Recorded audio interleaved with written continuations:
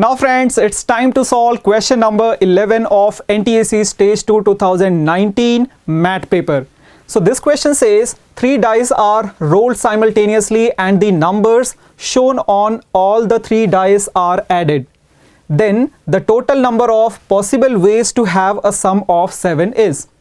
So this question is based on the concept of dice, and you have to roll 3 dice simultaneously and you have to find the possible ways in which you'll obtain the sum of the numbers appear on the top of the dice is 7. Move on to the solution part. So I'm going to write all possibilities when we'll get the sum of numbers as 7. So we are starting with when 1 appears on the first die and 1 appears on the second die and 5 on the third one. So here we can clearly observe that the sum of the numbers is 7. Now move on to the other possibilities. When number 1 appears on the first dice and other numbers on the second and third dice. So the other possibilities are 1, 2, 4 and then 1, 3, 3, 1, 4, 2 and then 1, 5, 1. So these are 5 possibilities when number 1 appears on the first dice. When number 2 appears on the first die, then the other possibilities are 2, 1, 4 and then 2, 2, 3, 2, 3, 2 and then 2, 4, 1. So here we have 4 possibilities when number 2 appear on the first dice and the other numbers appear on the remaining 2 dice.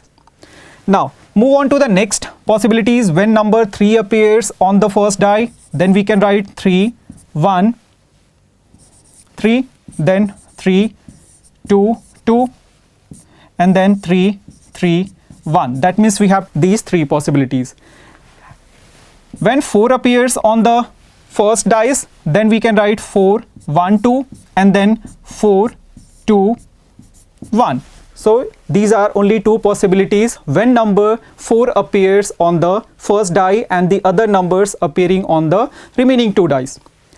Now when a number 5 appears on the first die, then we have 5, 1, 1. That means we have only 1 possibilities. So when we add all these possibilities, we are getting the sum as 15, and this is the answer for this question.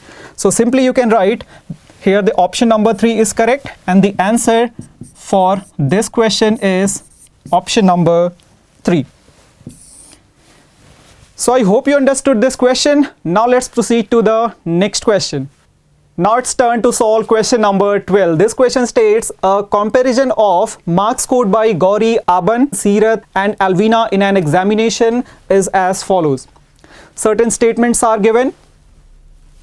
As per first statement, Gauri has scored 15 marks less than Aban.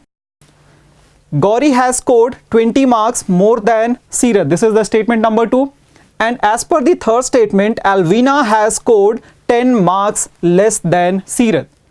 Now, further this question says, to decide who has scored the highest marks, identify the statement from those given in the alternatives in respect of sufficiency of data.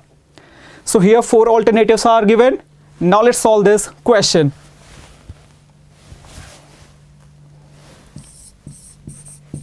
So we are starting with statement number 1. As per the first statement, Gauri has scored 15 marks less than Aban. For that, I am considering the marks scored by Gauri is X. Let the marks scored by Gauri be X. Now, if Gauri scored X marks, then what will be the marks scored by Aban? Clearly X plus 15 as per statement number 1. So Aban's score is clearly X plus 15. Now moving on to the statement number 2, which states Gauri has scored 20 marks more than Seerat, and that means you can say Seerat scored 20 marks less than Gauri. So you can write here Sirath's score x minus 20. Now move on to the third statement. Now as per the third statement, here it is given that Alvina has scored 10 marks less than Sirath. That means you can say Alvina scored x minus 30 marks because the marks scored by Sirath is x minus 20. So you can write here Alvina score is x minus 30. Now from the marks scored by all of the students, Gauri, Abans, Sirath and Alvina, x plus 15 is the highest number. That means from the given data we can simply analyze the highest marks scored by student. So now move on to the given options. Here from the given options, clearly we can notice option number 4 is correct. Why? Because data given in statement number 1, statement number 2 and statement number 3 are sufficient to determine the highest marks scored by student. So that's why you can say here the option number 4 is the correct answer for this question. So you can further write here. Answer for this question is option number 4. I hope you understood this question. Now let's proceed to the question number 13. Now it's time to solve question number 13. This question states the number in the place of question mark should be. So here we have 4 figures. So first of all, let's analyze the first one. So here in the middlemost we have number 13. So we have to find how we obtain 13 from these numbers. That means we have to find the pattern involved in all the given figures. So friends, here you can notice when we multiply 7 and 5 we'll obtain number 35, and product of 6 and 3 will get 18, and when we add 35 and 18 we'll get a number that is 53. But here we are obtaining 13. So when we subtract the product of these two numbers, that means 4 and 10, what will obtain? 40. That means 35 plus 18 minus 40 will obtain the number 13.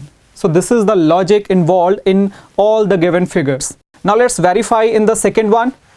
9 into 4, what will obtain? 36. 8 into 4, 32. Now when we subtract the product of 7 and 5 from the sum of these two numbers, 7 into 5 will get 35, will get this number 33. So again we are getting the same logic.